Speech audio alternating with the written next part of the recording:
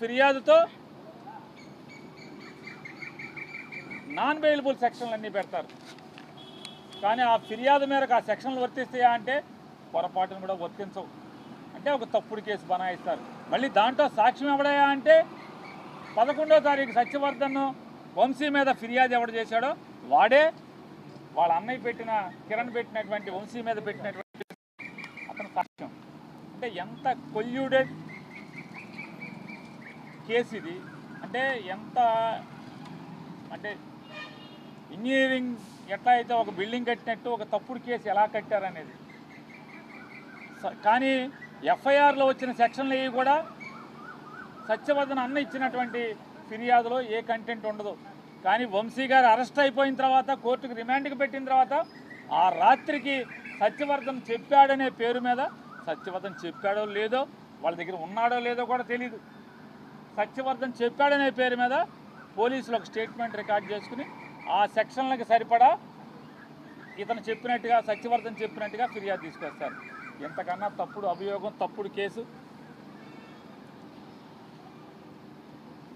అలాగే వంశీ గారిని రిమాండ్కి పెట్టేప్పుడు కూడా మన ఎస్సీ ఎస్టీ కేసు పెట్టారు, నమోదు చేశారు. వంశీ గారిని అరెస్ట్ చేసేప్పుడు ఎక్కడికి తీసుకెళ్ళాలి? రిమాండ్కి, ఎస్సీ ఎస్టీ కోర్టుకు తీసుకెళ్ళాలి.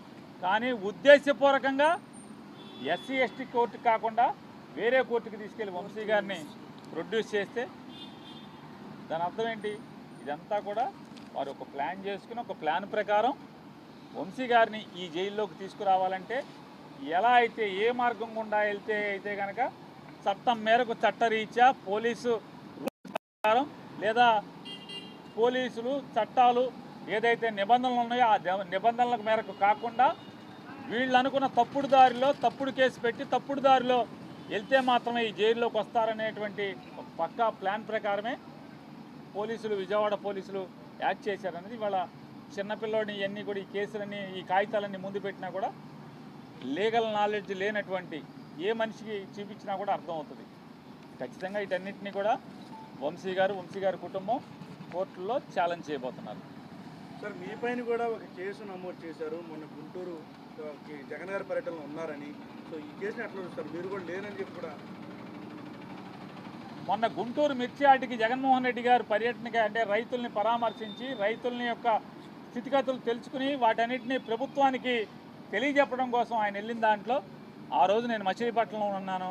వైఎస్ఆర్ కాంగ్రెస్ పార్టీకి సంబంధించినటువంటి ఒక ఇద్దరు మరణిస్తే ఆ పరామర్శల్లోనూ, అలాగే మచిలీపట్నంలో కొన్ని పూరిపాకలు దుర్మార్గంగా కొట్టేయడానికి ప్రయత్నం చేస్తుంటే వాటి గురించి పోట్లాడటానికి మున్సిపల్ కమిషనర్ దగ్గరికి వాళ్ళ తరఫున మాట్లాడటానికి మున్సిపల్ కమిషనర్కి వెళ్ళటం, ఆ కార్యక్రమాలన్నింటిలో ఉన్నా నేను.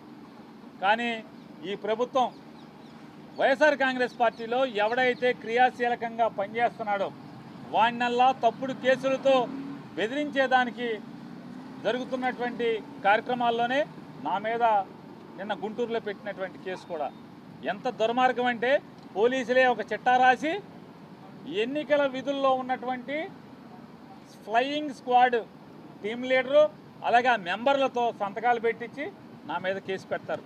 నేను ఈరోజు డీజీపీ గారికి కూడా ఒక మెయిల్ ద్వారా ఒక ఉత్తరాన్ని పెట్టాను. అయ్యా, నీ కింద పోలీస్ శాఖ ఎంత అసహ్యంగా, కిరాతకంగా, దుర్మార్గంగా చట్టాలని తొంగలోకి తొక్కి, మానవ హక్కుల్ని తొంగలోకి తొక్కి, తప్పుడుతనంగా రాజకీయ నాయకుల చేతుల్లో కీలుబొమ్మగా వ్యవస్థ ఎలా మారిందో ఒక్కసారి చూసుకోవయ్యా డీజీపీ గారు అని చెప్పని డీజీపీ గారికి కూడా ఒక గంట క్రితం లెటర్ రాశాను. ఆ లెటర్ కూడా మీకు మీడియాకి రిలీజ్ చేస్తాను.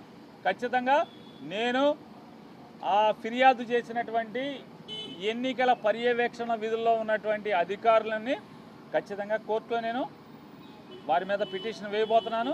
ఖచ్చితంగా నాకు జరిగినటువంటి అవమానం లేదా నాకు జరిగినటువంటి మానసిక హింస ఖచ్చితంగా వాళ్ళని జవాబు చెప్పేదాకా కూడా వారిని వెంటపడటం అనేది జరుగుద్దని కూడా మీ ద్వారా చెప్తూ, ఇదొకటే కాదు, మచిలీపట్నంలో 50 మున్సిపల్ డివిజన్లో ఉన్నటువంటి కార్పొరేటర్లు కానీ వైఎస్ఆర్ కాంగ్రెస్ పార్టీ నాయకులు కానీ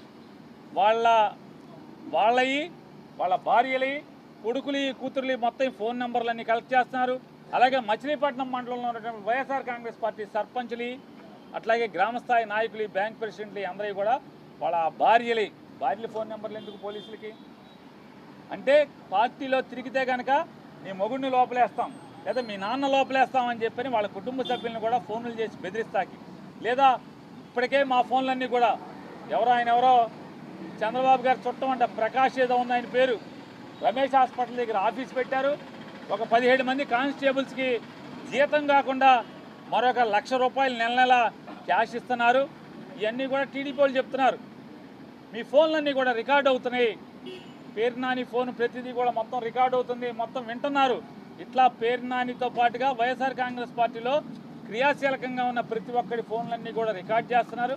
అదొక్కటే కాకుండా ఇవాళ మచిలీపట్నంలో మొత్తం కార్పొరేటర్లు కానీ గ్రామస్థాయి నాయకులు కానీ వాళ్ళ ఫోన్లు, వాళ్ళ భార్యలవి, పిల్లల ఫోన్ నెంబర్లని కూడా ఎస్పీ ఆదేశాల మేరకు, కృష్ణా జిల్లా ఎస్పీ ఆదేశాల మేరకు పోలీసులు కలెక్ట్ చేస్తున్నారంటే వాళ్ళని బెదిరించడాకా లేదా వాళ్ళ ఫోన్లన్నీ కూడా రికార్డ్ చేస్తాకనేది మాకు అర్థమవుతుంది.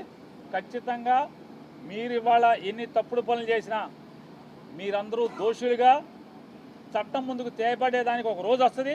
అది మరొక 4 సంవత్సరాల్లో వస్తుంది అనుకుంటాం. ఖచ్చితంగా అందరూ ఫేస్ చేయాలి మాత్రం గుర్తుపెట్టుకోమని. వెంకట్రావు నెక్స్ట్ అరెస్ట్ అయ్యేది పేరు నాని, ఈ పేరు ప్రధానంగా తీసుకొస్తున్నారు. ఎక్కడ మాట్లాడినా అదే పేరు. మీరు ఎవరో పేరు చెప్పారు, అతను మంత్రి పదవి హోదా ఎలగబెడతాకి తప్పితే ప్రజాసేవకు కానీ, మా ఊరు బాగు చేయటానికి కానీ, రాష్ట్రాన్ని బాగు చేయటానికి కానీ